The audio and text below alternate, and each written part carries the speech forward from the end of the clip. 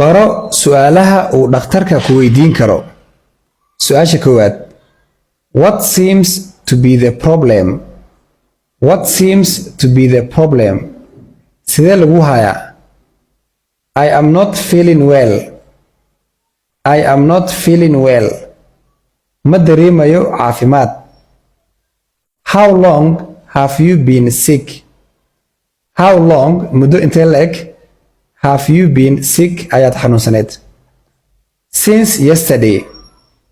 Since laga soo bilaabo yesterday shalay. Where does it hurt? Where does it hurt? Xagee ku xanuunayso? My stomach hurts. My stomach hurts.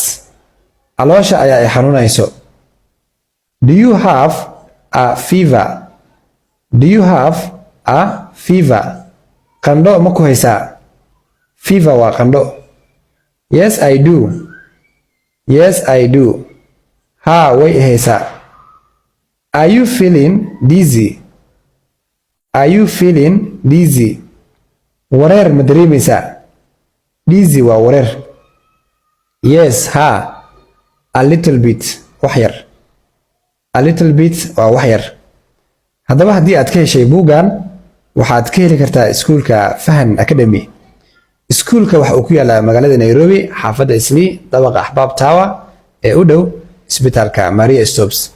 Haddaba wixii faahfaahin dheeri ah waxaad nagala soo xiriiri kartaan nambarka profile-ka saaran.